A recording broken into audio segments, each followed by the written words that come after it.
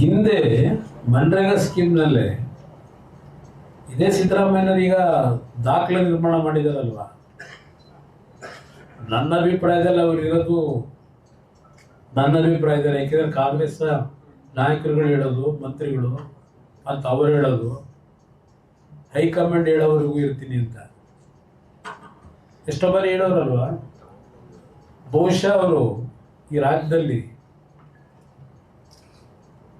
Leased ಬೇಸ್ನಲ್ಲಿ ಇದ್ದಾರೆ. Leased based ಮುಖ್ಯಮಂತ್ರಿ ಅವರು ನನ್ನ ಅಭಿಪ್ರಾಯದಲ್ಲಿ. ಅದು ಬೇರೆ ಒಂದು ಭಾಗ ಇರಲಿ. ಏನು ದೇವರಾಜ ಅರಸು ಅವರ ದಾಖಲೆ, ಅವರು ಸೆಡ್ ಹೊಡೆದಿದ್ರು, ಕಂಟಿನ್ಯೂಸ್ ಆಗಿದ್ರು 7 ವರ್ಷ. ಇಂದಿರಾ ಗಾಂಧಿ ವಿರುದ್ಧ ಸೆಡ್ ಹೊಡೆದು ನಿಂತರು. ಇವರು ಕೇಂದ್ರ ಸರ್ಕಾರದ ಹೈಕಮಾಂಡ್ ಇದೆಯಲ್ಲ, ರಾಹುಲ್ ಗಾಂಧಿ, ಅವ್ರಿಗೆ ಕಾಯ್ತವ್ರು, ನೀವು ಯಾವತ್ತು ನಾನು ಹೋಗ್ತೀರಿ, ಯಾವಾಗ ನಾನು ಹೋಗ್ತೀರಿ ಅಂತ ಹೇಳಿ. ನನಗೆ ಗೊತ್ತಿಲ್ಲಪ್ಪ, ನನಗೆ ಅವ್ರ ಪರಿಸ್ಥಿತಿ, ನನಗೂ ಅವ್ರಿಗೂ ಕಾಂಟ್ಯಾಕ್ಟ್ ಇಲ್ಲಿ. ಅಲ್ಲ, ಒಂದು 5 ನಿಮಿಷ ನಾ ಮಾತಾಡ್ಬಿಡ್ತೀನಿ, ಆಮೇಲೆ ಪ್ರಶ್ನೆ ತಗೊಳ್ತಾರೆ. ಇಲ್ಲಿ ಹಿಂದೆ ಮನ್ರೇಗಾ ಸ್ಕೀಮ್ನಲ್ಲಿ ಹಿಂದೆ ಕಾಂಟ್ರಾಕ್ಟರ್ಗಳಿಗೆ ಕೆಲಸ ಮಾಡೋರು 80% ದಿನಗೂಲಿಯವ್ರು ಮಾಡೋರು.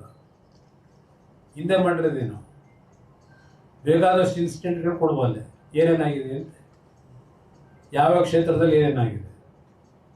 ಅದರಿಂದ ಇವತ್ತು ಲೂಪ್ ಹೋಲ್ಸ್ ಏನಿದೆ ಅದನ್ನು ಸರಿಪಡಿಸೋಕ್ಕೋಸ್ಕರಲೇ ಈ ಸ್ಕೀಮ್ ತಂದಿದ್ದೀವಿ.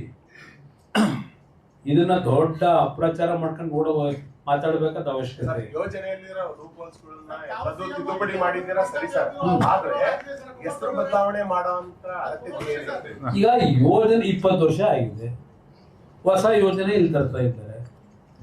ಇದನ್ನ ಅದಕ್ಕೋಸ್ಕರ ಮಾಡ್ಕೊಂಡಿದ್ದಾರೆ. ಆಮೇಲೆ ಮತ್ತೆ ಅಲ್ಲ, ಮಾತಾಡ್ಬಿಡ್ತೇನೆ, ಅವ್ರು ಹೇಳ್ಬಿಡ್ತಾರೆ, ಒಟ್ಟಿಗೆ ಕೇಳಿ. ಆಮೇಲೆ 5 ನಿಮಿಷ ಮಾತನಾಡ್ತಾನೆ, ಆಮೇಲೆ ಮತ್ತೊಮ್ಮೆ ಮಾನ್ಯ ಕುಮಾರಸ್ವಾಮಿ ಅವರು ಮಾತನಾಡ್ತಾರೆ.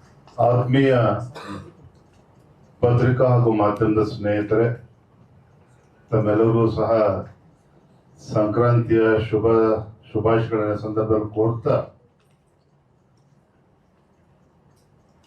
Honorable Prime Minister Narendra Modi ji has taken a historic decision of bringing VBG Ramji, Vikasit Bharat Guarantee for Rozgar and Ajivan Mission.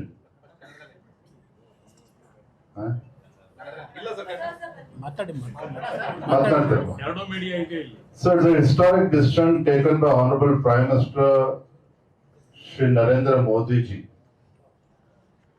But unfortunately, Congress party, Rahul Gandhi as well as Chief Minister Siddaramaiah, Congress party always is very keen in false propaganda. Even before the program has been relaunched, Congress is trying to spread false propaganda regarding VBG Ramji.